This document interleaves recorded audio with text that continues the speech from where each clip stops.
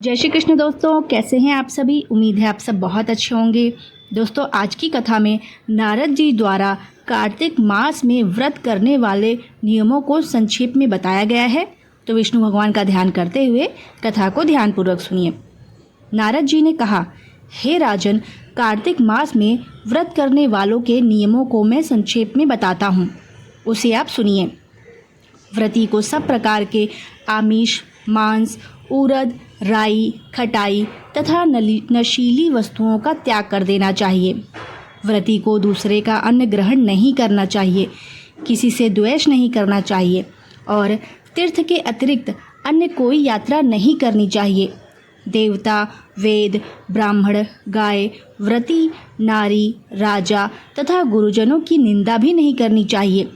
व्रती को दाल, तिल, पकवान व दान किया हुआ भोजन ग्रहण नहीं करना चाहिए। किसी की चुगली या निंदा भी नहीं करनी चाहिए। किसी भी जीव का मांस नहीं छूना चाहिए। पान, कत्था, चूना, नींबू, मसूर या बासी तथा जूठा भोजन नहीं करना चाहिए।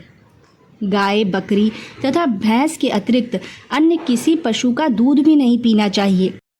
कांसे के पात्र में रखा हुआ पंचगव्य, बहुत छोटे घड़े में का पानी तथा केवल अपने लिए पकाए हुए पकवान का ही अन्न ग्रहण करना चाहिए।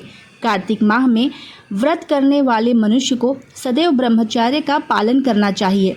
उसे धरती पर सोना चाहिए और दिन के चौथे पहर में केवल एक बार पत्तल में भोजन करना चाहिए।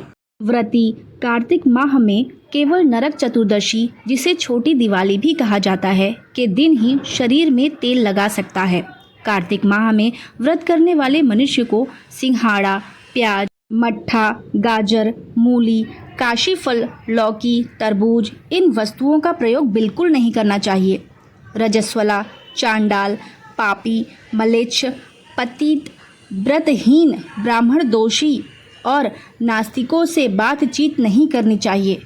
भगवान विष्णु को प्रसन्न करने के लिए अपनी शक्ति के अनुसार चंद्रायण आदि का व्रत करना चाहिए और उपयुक्त नियमों का पालन करना चाहिए।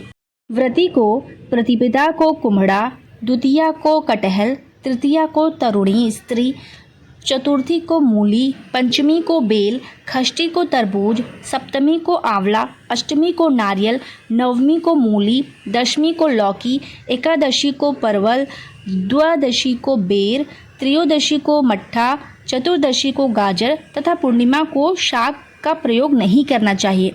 रविवार को आंवला का प्रयोग नहीं करना चाहिए। कार्तिक माह में व्रत करने वाला मनुष्य यदि इन शाकों में से किसी शाक का सेवन करना चाहता है तो वह पहले ब्राह्मण को देकर तब ग्रहण करे। यही विधान माघ माह के व्रत के लिए भी है। देवोत्थानी एकादशी में पहले कही गई विधि के अनुसार नृत्य, जागरण, गायन, वादन आदि करना चाहिए। इसको विधि पूर्वक करने वाले मनुष्य को देखकर यमदूत ऐसे भाग जाते हैं जैसे सिंह की गर्जना से हाथी भाग जाते हैं। कार्तिक माह का व्रत सभी व्रतों में श्रेष्ठ है। इसके अतिरिक्त जितने भी व्रत यज्ञ हैं वह 1000 की संख्या में किए जाने पर भी इसकी तुलना नहीं कर सकते, क्योंकि यज्ञ करने वाले मनुष्य को सीधा वैकुंठ की प्राप्ति होती है। जिस प्रकार राजा की रक्षा उसके अंगरक्षक करते हैं, उसी प्रकार कार्तिक माह का व्रत करने वालों की रक्षा भगवान विष्णु की आज्ञा से इंद्रादि देवता करते हैं। व्रती मनुष्य जहाँ कहीं भी रहता है वहीं पर उसकी पूजा होती है, उसका यश फैलता है। उसके निवास स्थान पर भूत, पिशाच आदि कोई भी नहीं रह पाते।